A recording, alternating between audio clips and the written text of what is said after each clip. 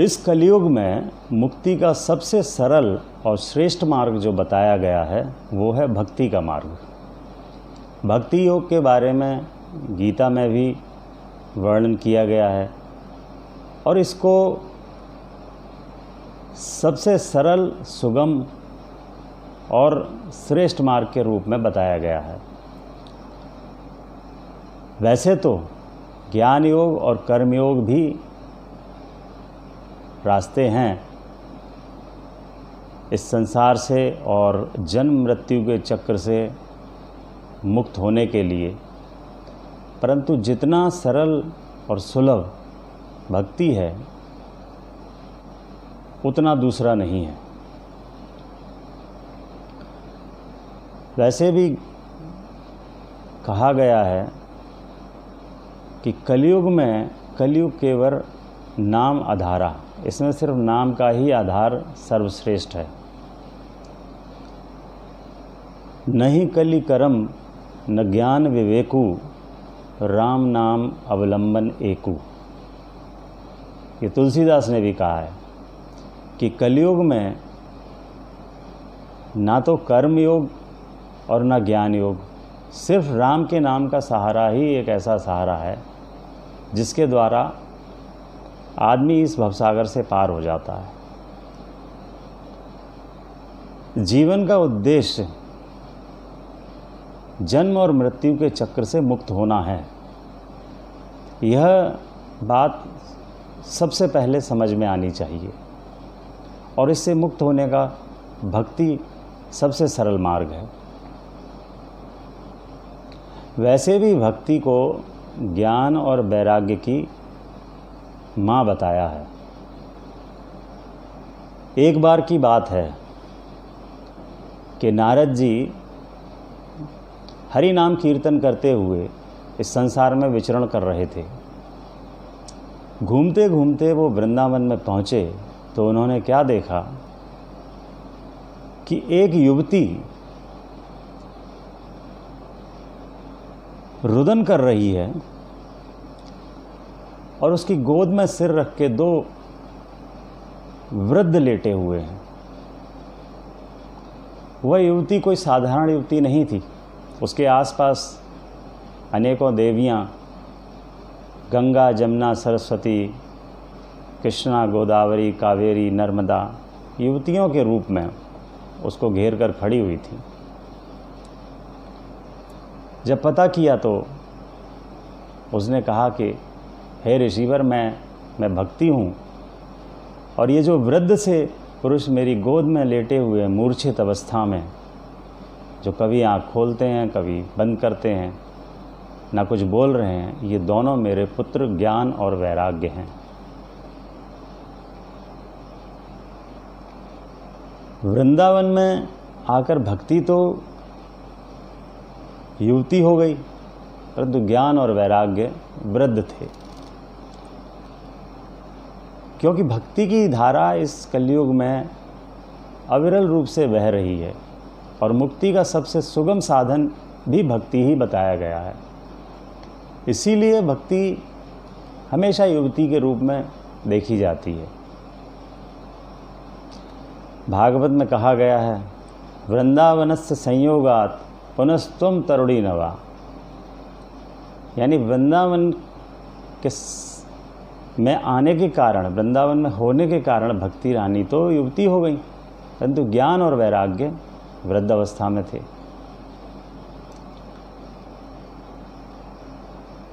तो भक्ति जहाँ पर होगी, ज्ञान और वैराग्य अपने आप वहाँ पर आ जाएंगे और भगवान का कीर्तन, भगवान का श्रवण, भगवान की हरि कथाएं जब सुनाई जाएंगी तो ज्ञान और वैराग्य भी युवक हो जाएंगे, उनकी वृद्धावस्था भी समाप्त हो जाएगी।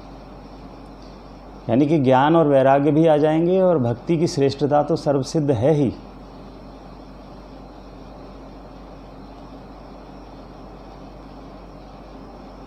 भक्ति कई रूप में हो सकती है। इसका मुख्य जो सिद्धांत है भक्ति का वो है कि अपने हृदय में भगवान को स्थापित करिए।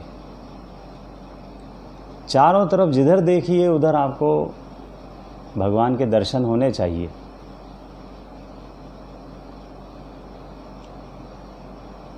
गीता में कहा है,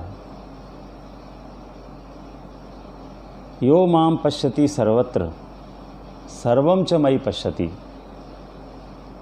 तस्याहं न प्रणश्यामि स च मे न प्रणश्यति। जो मुझे सब जगह देखता है और सब में मुझको देखता है, देखिए सब जगह मुझको देखता है और सब में मुझको देखता है, उसको मैं कभी भुलाता नहीं हूँ और न उसके हृदय से कभी लुप्त होता हूँ। अर्थात भगवान उसके साथ हमेशा रहते हैं।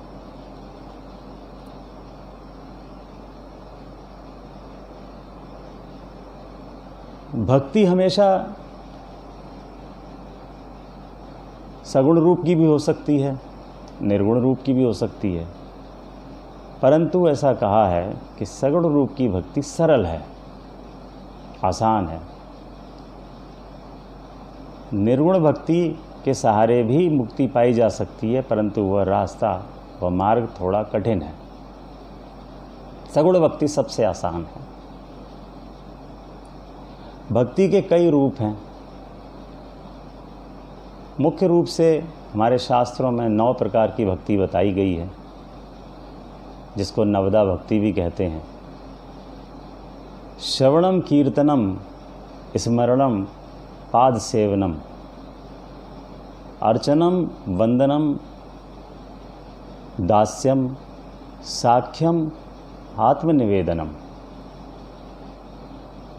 ये 9 प्रकार की भक्ति है, जिसको हम लोग नवदा भक्ति भी बोलते हैं। श्रवणम अर्थात हरि कथाओं का श्रवण करना। हरि कथा, हरि भजन, इनका श्रवण करना। श्रवण की भक्ति में शीर्ष स्थान पर जो उदाहरण के रूप में बताया जाता है, वो कहते हैं परीक्षित महाराज को। अभिमन्यु के पुत्र परीक्षित महाराज अपने जीवन के 7 दिनों में जब उनको शाप मिल गया था कि आज से 7वें दिन तक्षक नाम का सर्प तुमको डस लेगा और मृत्यु आ जाएगी, तो उन्होंने जितनी तन्मयता से भगवान की कथाओं का श्रवण किया, उससे उनका स्थान श्रवण भक्ति में शीर्ष स्थान पर आता है। कीर्तनम का अर्थ होता है कि भगवान की कथाओं का कीर्तन करना, भगवान के भजनों का कीर्तन करना, भगवान की चर्चाएं करना, यह कीर्तनम भक्ति में आता है। और कीर्तनम भक्ति के जो शीर्ष भक्त हैं वो हैं सुखदेव जी महाराज।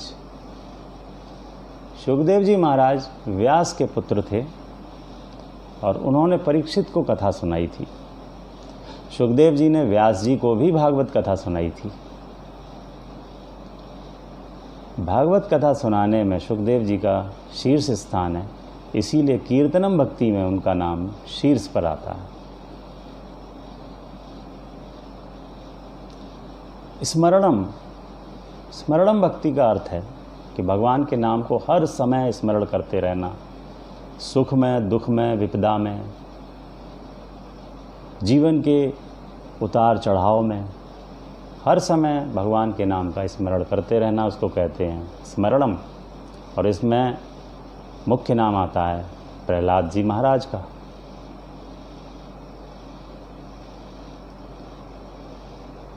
चौथी भक्ति का प्रकार है वंदनम। वंदनम भक्ति में शीर्ष उदाहरण है अक्रूर जी महाराज का, जो गोकुल से कृष्ण को मथुरा लेकर गए थे। वंदनम भक्ति के शीर्ष उदाहरण अक्रूर जी महाराज हैं।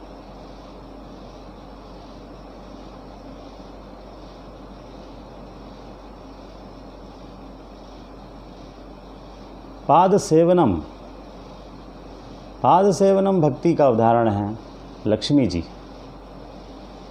विष्णु भगवान की पत्नी रूप में है, वो पाद सेवनम भक्ति का शीर्ष उदाहरण।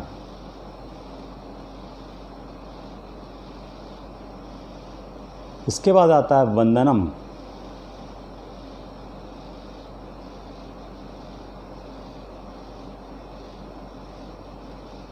वंदनम भक्ति में जो नाम आता है, वैसे बहुत लोग हुए हैं, लेकिन जो नंबर 1 पर जो नाम आता है वो है पृथु महाराज का। पृथु महाराज वंदनम भक्ति में सबसे श्रेष्ठ भक्त हुए हैं।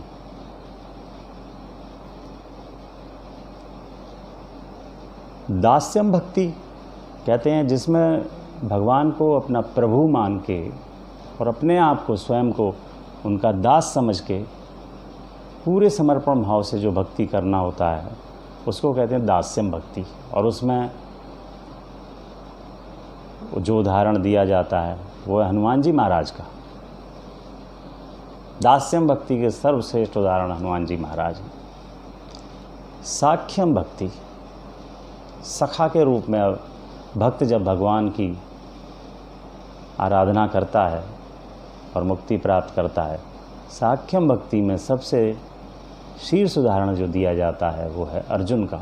अर्जुन ने कृष्ण की भक्ति साख्य रूप में की थी, वो कृष्ण को अपना सखा मानते थे। महाभारत के युद्ध में सखा से उनका वार्तालाप आरंभ होता है और अंत में वो भगवान मानते हैं और उनके सारे आदेशों का पालन करते हैं।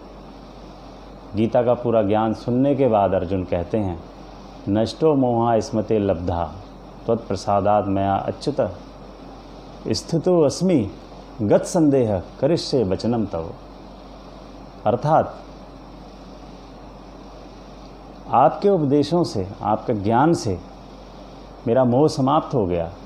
और हे अच्युत, अच्युत कहते हैं जो कभी च्युत ना हो, अर्थात जिसका कभी क्षरण ना हो, अक्षर है और वो ब्रह्म है।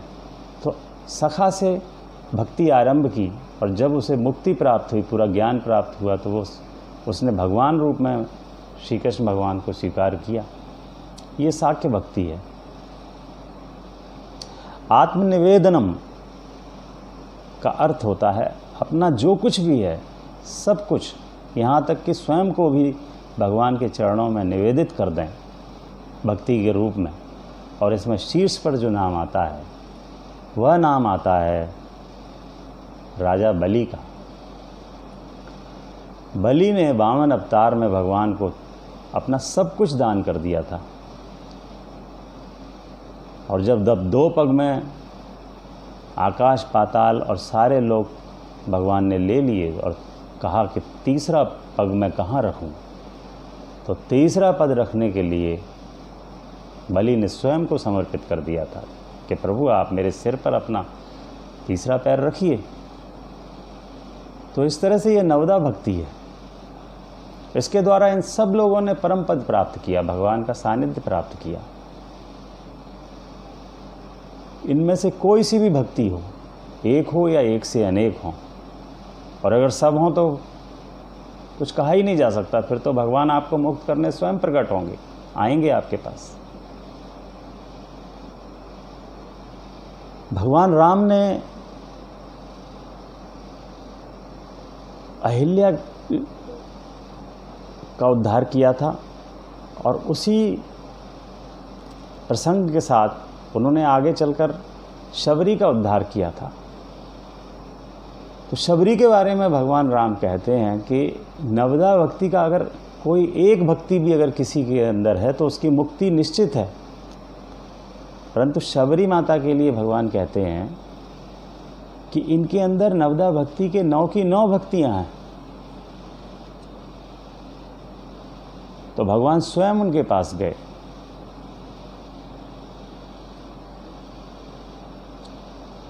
तो मुक्ति के लिए भक्ति से ज़्यादा सरल उपाय दूसरा कोई नहीं है।